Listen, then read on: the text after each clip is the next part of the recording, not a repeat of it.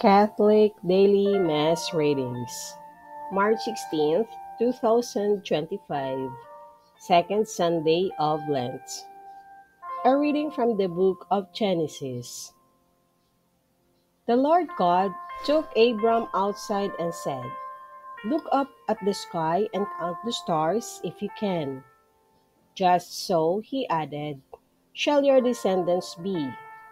Abram put his faith in the Lord, who credited it to him as an act of righteousness.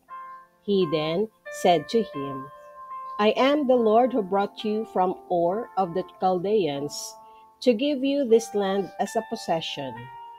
"O Lord God," he asked, "how am I to know that I shall possess it?" He answered him, "Bring me a 3-year-old heifer, a 3-year-old she-goat, a 3-year-old ram, a turtle dove, and a young pigeon." Abram brought him all these, split them in two, and placed each half opposite the other. But the birds he did not cut up. Birds of prey swooped down on the carcasses, but Abram stayed with them. As the sun was about to set, a trance fell upon Abram, and a deep, terrifying darkness enveloped him. When the sun had set and it was dark, there appeared a smoking fire pot, a flaming torch, which passed between those pieces. It was on that occasion that the Lord made a covenant with Abram, saying, "To your descendants I give this land, from the Wadi of Egypt to the great river, the Euphrates." The word of the Lord. Thanks be to God. Responsorial Psalm. Let our response be, "The Lord is my light and my salvation." The Lord is my light and my salvation. Whom should I fear? The Lord is my life's refuge. Of whom should I be afraid? The Lord is my light and my salvation.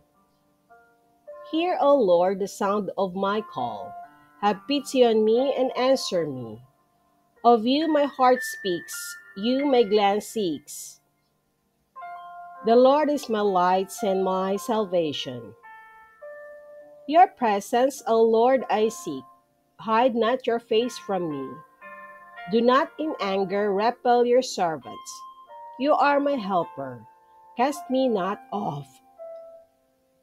The Lord is my light and my salvation. I believe that I shall see the bounty of the Lord in the land of the living. Wait for the Lord with courage. Be stout-hearted and wait for the Lord. The Lord is my light and my salvation. A reading from the letter of St. Paul to the Philippians. Join with others in being imitators of me, brothers and sisters, and observe those who thus conduct themselves according to the model you have in us. For many, as I have often told you, and now tell you even in tears, conduct themselves as enemies of the cross of Christ. Their end is destruction. Their God is their stomach. Their glory is in their shame. Their minds are occupied with earthly things. But our citizenship is in heaven, and from it we also await a Savior, the Lord Jesus Christ.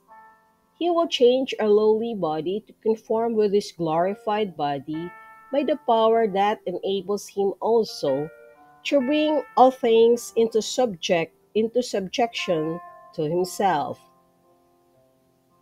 Therefore, my brothers and sisters, whom I love and long for, my joy and crown, is this way: stand firm in the Lord. The word of the Lord. Thanks be to God.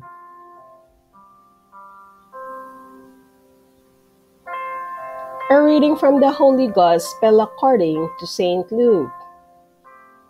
Jesus took Peter, John, and James and went up the mountain to pray. While he was praying, his face changed in appearance, and his clothing became dazzling white.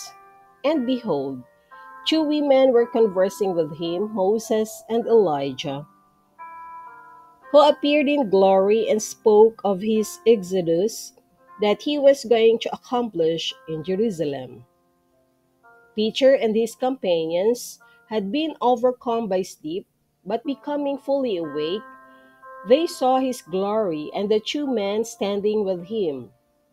As they were about to depart from him, Peter said to Jesus, "Master, it is good that we are here.